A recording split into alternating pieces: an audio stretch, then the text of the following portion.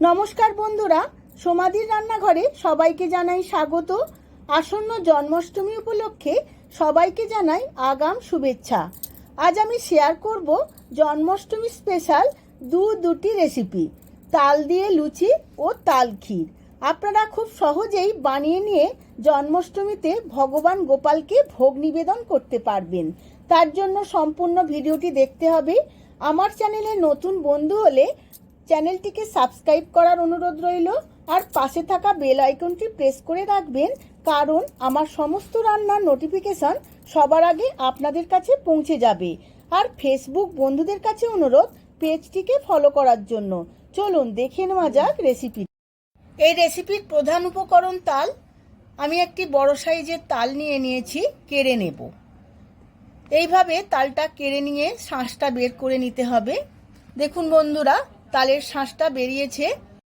থেকে কিছুটা তালের পাল্প আমি বাটিতে নিয়ে নিচ্ছি।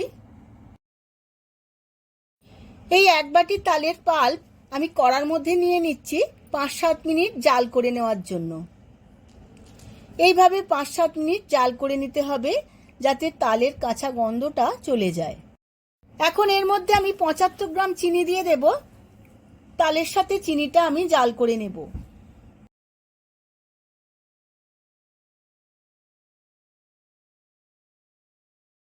তালটা জাল দিতে দিতে অন্যদিকে আমি দুধটা জাল করে নেব। এখানে আমি একটা পাত্র নিয়ে নিয়েছি, এর মধ্যে আমি 1/2 লিটার দুধ দিয়ে দেব।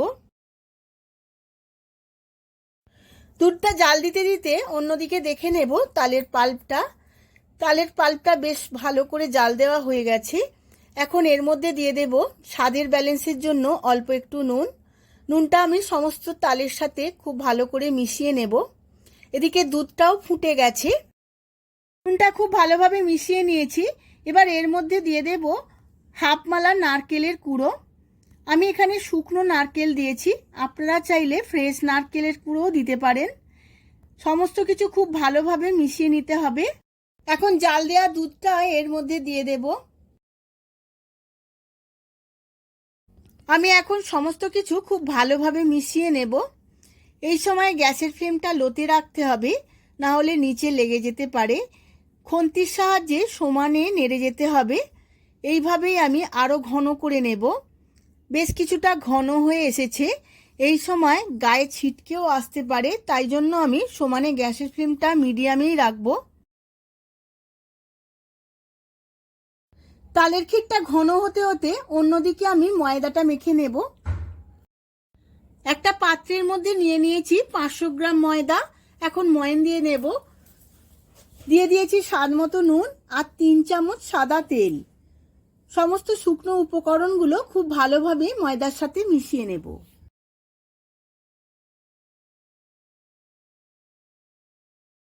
ময়দার মধ্যে ময়ামটা খুব ভালোভাবে মেশানো হয়ে গেছে। এবার এর মধ্যে দিয়ে দেব তালের পাল্প। তালের পাল্প দিয়ে ময়দাটা খুব ভালোভাবে মেখে নিতে হবে। আমি এখানে কোনো জলের ব্যবহার করব না। দরকার হলে আরও তালের পাল্প লাগলে দেব। এইভাবে চেপে চেপে মেখে নিতে হবে। একটা নরম ডো বানিয়ে নেব।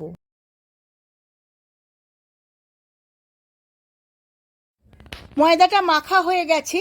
এবার 30 মিনিটের জন্য রেস্টে রেখে দেব, খুব ভালোভাবে সেট হওয়ার জন্য। অন্যদিকে ক্ষীরটা দেখে নেব। ক্ষীরটা অনেকটাই ঘন হয়ে গেছে। এবার গ্যাসের ফ্লেমটা অফ করে দেব। ঠান্ডা হয়ে গেলে আরও একটু শক্ত হয়ে যাবে বা টাইট হয়ে যাবে। এবার আমি একটা পাত্রের মধ্যে ক্ষীরটা ঢেলে নেব। অন্যদিকে ময়দাটাও সেট হয়ে গেছে। এবার এই ময়দা থেকে লেচিগুলো কেটে নেব।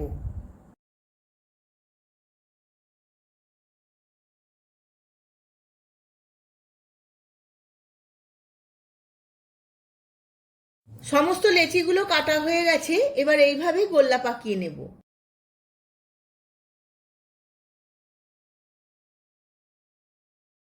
সমস্ত লেচিগুলো গোল গোল করে নিয়েছি।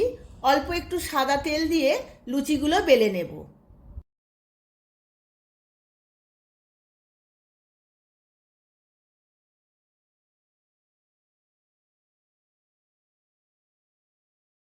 লুচিগুলো বেলা হয়ে গেছে। অন্যদিকে আমি তেল গরম বসিয়ে দিয়েছিলাম, তেলটা গরমও হয়ে গেছে। এবার লুচিগুলো একটা একটা করে ভেজে নেব।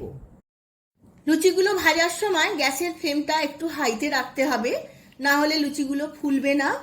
লুচিগুলো একদম ফুলে উঠেছে। এইভাবে গরম তেলটা লুচির ওপরে দিতে হবে। একটা পিঠ হয়ে গেছে, উল্টে নিয়েছি। দেখুন বন্ধুরা, একটা লুচি হয়ে গেল। এইভাবেই আমি সমস্ত লুচিগুলো ভেজে নেব। সমস্ত লুচিগুলো ভাজা হয়ে গেছে। এবার তালের ক্ষীর দিয়ে সার্ভ করে নেব।